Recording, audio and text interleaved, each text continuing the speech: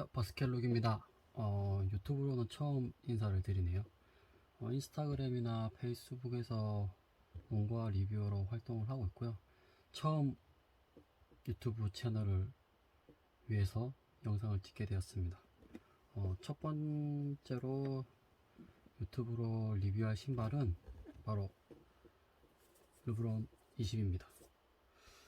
개인적으로 르브론을 좋아하는 선수는 아니지만 르브론이 위대한 선수임은 항상 인정을 하고 농구인으로서 대단하다고 생각하는 선수 중에 한 명입니다. 근데 농구화는 항상 르브론 시리즈는 고전을 면치 못했던 것은 기본적으로 동양인 발에는 잘 맞지 않고, 그리고 줌 제너레이션이 처음 나왔을 때도 사람들한테 딱 디자인적으로 인기를 못 받았지만 후에 조금 이제 인기를 받았던 모델이고요. 그 뒤로 이제 첫 번째 시그니처라는 타이틀 때문에 굉장히 인기를 많이 얻었죠. 그런데 이제 올해 처음으로 르브론 20이 나오면서 사람들이 굉장히 기대를 많이 모았습니다. 그 이유는 바로 코비와 좀 비슷하다는 그런 의견들이 있기 때문에 해외 리뷰어들이 사람들이 관심을 많이 가졌던 것 같은데, 제가 신어보고 느낀 점으로 우선 말씀을 드리면, 결론부터 말씀드리면 그냥 개인적으로는 쏘쏘한 농구화다. 굉장히 모나지도 않고 못나지도 않은, 그러니까 즉 좋지도 않고 나쁘지도 않은 그런 수준인 것 같습니다. 근데 이제 가장 걸림돌이 되는 게 뭐냐, 바로 가격이죠. 가격. 르브론 시리즈는 나이키에서 미는 모델 중에 가장 비싼 라인업입니다. 그전에는 코비 브라이언트가 살아있을 때는 코비 시리즈가 가장 높은 라인업 중에 하나였지만, 그때도 르브론 제임스의 시그니처들은 상당히 높은 가격을 형성하고 있었습니다. 근데 이제 이번 르브론 20이 나오면서 정점을 찍었죠. 정점을 찍었고 그 가격이 무려 23만 9천 원에 정발이 되었습니다. 근데 최근 셀가들이 초반에 이제 계속 올라가다가 최근에 제가 본 걸로는 27만 원에서 왔다 갔다 하고 있고요. 이 컬러는요. 근데 이제 새로 나온 이제 검정색 컬러는 거의 정가에 가깝게 형성이 되어 있습니다. 여러 가지 썰들을 풀었는데, 이 신발을 저도 처음 봤을 때 관심을 가졌던 이유는 바로 이너쇼 때문이죠. 바로 코비4와 비슷하다. 여러 쪽을 가지고 있지만 꺼내기가 귀찮아서 우선 가장 꺼내기 쉬운 코비4를 꺼내봤습니다. 보시면 보이시려나 모르겠는데 측면 디자인이 상당히 비슷합니다. 보이시나요? 진짜 많이 비슷하다는 걸 좀 느끼시죠? 특히 미드솔 보시면 거의 비슷하고, 아웃솔 구성 디자인도 밑에 면적만 조금 다르고요. 많이 비슷하다고 생각을 합니다. 패턴이 비슷하다는 게 아니라 쉐입이나 미드솔과 아웃솔 접착 방식이 비슷하다는 거죠. 그래서 상당히 사람들이 관심을 가졌고, 초반에 너무 관심을 가진 나머지 품절이 나고 리셀이 붙는 상황입니다. 물론 지금도 온라인에는 품절이 났지만 오프라인에는 제가 오늘 갔다 온 곳만 해도 전 사이즈가 다 있었습니다. 그래서 이제 다 내려왔구나, 이제 원래 르브론으로 돌아왔구나 라는 생각을 하고 있습니다. 그래서 보시게 되면 우선 외관은 니트 소재에 가깝습니다. 이렇게 보시면 알겠지만 이렇게 격자 구조로 잘 짜놨고요. 그래서 이런 격자 구조들이 아마 피팅감을 높여주는데 굉장히 한몫을 하는 것 같습니다. 그래서 외관적으로는 상당히 23만 9천 원이니까 신경을 써야 합니다. 그래서 아웃솔이라든지 컬러들, 다음 이런 나이키 스우시, 이런 디테일들, 홀로그램, 거기에 합성 가죽에 슈레이스를 가봐주니 뭐라 그러죠? 갑자기 이름이 생각 안 나네요. 이런 부분들 하여튼 디테일하게 다 잡아주고 있습니다. 그래서 보시게 되면 굉장히 신경을 좀 많이 썼구나 라는 부분을 알 수 있습니다. 구성은 요즘에 좀 트렌드인가요? 이게 보시면 신발 박스 안에 보시면 제가 소재를 연구하는 연구원이기도 하니까 보시면 이렇게 잘 설명을 해놨습니다. 그죠? 나이키 스페어부터 뭐 쿠실론, 줌웨어 2개, 카본 파이버 들어가 있고, 다음에 측면에 가이드레일 들어가 있고, 다음에 밑에 멀티 디렉셔널 아웃솔 트랙션 얼레이라고 되어 있죠. 그래서 이런 것들이 저는 개인적으로는 되게 좋다고 생각합니다. 특히 리뷰할 때나 보면 어떻게 구성이 되어 있을까라는 부분 되게 궁금할 때가 많은데, 이런 부분들은 되게 좋은 것 같습니다. 그래서 외관적으로는 솔직히 거의 합격점을 주고 싶습니다. 개인적으로는 합격점을 주고 싶고, 뭐 이렇게 텅 안쪽으로도 보면 메시지가 쓰여져 있는데, 뭐 대략적으로 나는 끝났다, 뭐 이제 돌아오는 세대한테 좀 넘겨주고 싶다, 나를 위한 게 아닌 후세에 위한 것이다, 뭐 그런 말들이 있죠. 그래서 이게 즉 르브론을 위한 게 아니라 르브론 아들 세대를 위해서 좀 디자인이 된 부분도 있는 것 같습니다. 여러 가지 썰들이 있는데, 제가 한번 인스타에 올렸던 적도 있는데, 코비랑 이제 코비 브라이언트와 그 시리즈와 즉 베네사 브라이언트와 나이키 간에 약간의 언쟁이 있었죠. 언쟁이 있었어가지고 뭐 어쨌든 로열티를 지급하는 방식이긴 하거든요. 근데 코비 브라이언트가 아쉽게 갑자기 이제 사망을 하게 되면서 천정부지로 가격이 오르고 있고, 실제 농구 동호인들이 쓰는 농구화들 중에서는 코비 브라이언트 인지도를 따라갈 만한 농구화는 없습니다. 실제 농구 선수들도 마찬가지고, 저희 국내 농구 동호인들도 마찬가지고, 국내 프로농구 선수들도 마찬가지고요. 그래서 많이 신고 있는 부분들이 있죠. 그런데 이제 그런 부분들을 이제 조금 해서 코비를 내고 싶지만, 개인적인 생각인데 돈이 좀 아까웠을까요? 그래서 코비의 시스템을 르브론에 접목시킨 게 아니냐 라는 루머들이 있습니다. 그래서 제가 인스타에 그런 루머들은 게시글 올렸으니까 한번 참고해 보시면 될 것 같습니다. 그래서 일단 리뷰로 한번 돌아가 보죠. 그래서 외관은 합격점을 주고 싶다. 두 번째는 쿠션입니다. 개인적으로 농구화를 신을 때 쿠션을 되게 중요시하는 부분이 있습니다. 개인적으로는. 근데 이제 앞뒤 줌웨어 쿠션에 줌웨어를 감싸고 있는 소재가 쿠실론이다. 근데 쿠션이 개인적으로 신어보면 하다하진 않습니다. 하다하진 않은데, 그렇다고 이게 소프트하다, 뭐 GT컷 1이나 GT컷 2에서 느껴지는 것만큼 쿠션이 잘 느껴진다라는 느낌이 없습니다. 여러 가지가 될 수가 있는데, 첫 번째는 줌웨어를 감싸고 있는 쿠실런의 폼웨어 기술이 좀 많이 업그레이드가 됐다. 그래서 줌웨어를 못 느끼는 수준이 아닐까 하는 생각을 한번 해보기도 합니다. 소재를 연구하는 직업을 가진 사람으로서는 충분히 가능성이 있고요. 더군다나 이 깔창이죠. 깔창 폼들도 요즘에 너무 기술 개발들이 잘 되어 있어서 그 줌웨어 쿠션이 느끼기 전에 이미 이제 폼 쿠션으로 끝나는 경우가 될 수도 있다고 생각을 합니다. 근데 이제 잘 생각해 봐야 될 부분은, 제가 GT컷 1 나왔을 때도 그런 생각을 했습니다. 이거는 쿠션의 끝판왕 시스템을 다 집어넣었다.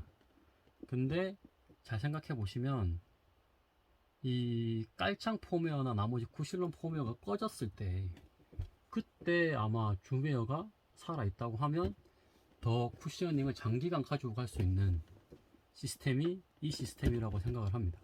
그래서 오래 신어 봐야겠지만, 그리고 또 장기간 신어 봐야겠지만, 외부 폼 쿠션이 꺼졌을 때 이 줌웨어의 빛이 발하지 않을까 라고 생각을 해보지만, 일단 당장으로는 좀 아쉽다. 그런 쿠션 부분, 솔직히 가장 기대를 많이 한 부분이 쿠션 부분이었거든요. 근데 그 부분이 가장 아쉽다라는 생각이 좀 듭니다. 그리고 피팅은 저는 개인적으로는 반 다운을 했습니다. 반 다운을 했는데도 불구하고 괜찮습니다. 괜찮고, 대신 여기 보시면 알겠지만 앞 쉐입이 그렇게 이렇게 가서 이렇게 꺾이는 게 아니라 조금씩 줄어드는 쉐입이라 요 양쪽 끝단에 발가락이 약간 걸릴 수도 있을 것 같습니다. 그래서 발볼이 좀 있으신 분들은 정치수를 가시는 게 나을 것 같고, 저처럼 발볼이 좀 없는 사람들은 반다운을 하시면 좋을 것 같습니다. 실질적으로 제가 이 실측 안쪽 길이를 재보면요, 265 사이즈 기준으로, 잠시만요, 제가 측정해 놓은 자료를 좀 봐야 돼서 265mm 정확하게 나옵니다. 뭐 플러스 마이너스 오차가 있을 수 있겠지만 거의 265mm가 딱 나오고요. 발볼은 93mm. 제가 최근에 농구화 리뷰하면서 재본 농구화 발폭 중에는 좁은 편이 아닙니다. 꽤 넓은 편이지만 문제는 발볼을 지나서가 좁아지기 때문에 그 부분 감안해서 발볼이 있으신 분들은 정치수를 신어라 라고 추천해주고 싶습니다. 그 다음에 피팅감을 조절할 수 있는 부분이 어딜까요? 신발 구성 중에 개인적으로는 이 부분입니다. 신발끈을 묶는 부위, 여기 부분은 개인적으로 사람이 조절을 할 수 있기 때문에 잡아주고 안 잡아주고는 사람이 얼마나 이 슈레이스를 잘 조절하냐에 따라 달렸다고 생각합니다. 근데 이 면적이 많으면 많을수록 자신이 피팅감을 조절할 수 있는 컨트롤할 수 있는 부분이 많아지기 때문에 앞쪽과 뒤쪽의 범위가 좁아지면 좁아질수록 슈레이스 홀이 길어진다고 생각을 하기 때문에 이 부분이 개인적으로 중요하다고 생각합니다. 그래서 앞쪽 길이가 지금 재본 게 73mm고 뒤쪽이 76mm인데 최근에 73, 76인데 최근에 신었던 농구화나 리뷰했던 농구화들 중에서는 그나마 짧은 편에 속합니다. 즉, 이 슈레이스 길이가 어느 정도 있다는 거죠. 그래서 어느 정도 피팅을 컨트롤 할 수 있다. 그래서 발목을 제외하고 전반적으로 잡아주는 거는 괜찮습니다. 개인적으로 괜찮고, 다음에 접지도 상당히 상측에 속하는 접지 중에 하나입니다. 뭐 이때까지 여러 르브론 시리즈들이 있었는데요, 개인적으로는 그때 접지보다 좋다고 느껴진 이유가 지상고가, 이게 보시면 측정해 놓은 지상고가 29mm입니다. 후측방 기준으로 29mm입니다. 이때까지 나왔던 르브론 시리즈 중에서는 굉장히 낮은 편에 속하는 지상고를 가지고 있고요. 그래서 상당히 지상고가 낮기 때문에 접지를 더, 그러니까 코트필을 더 잘 느낄 수 있고, 그렇기 때문에 접지도 더 좋다고 느껴질 수 있을 거라고 생각을 합니다. 예전에 뭐 이런 르브론 신발들, 이런 신발들도 뭐 낮지는 않았지만 기본적으로 에어맥스, 이 맥스 에어를 쓰면서 조금 지상고가 높고 뒤쪽이 많이 올라와 있는 시스템이었기 때문에 솔직히 르브론 시리즈는 국내인들이 신기에는 좀 불안한 감들이 있고요.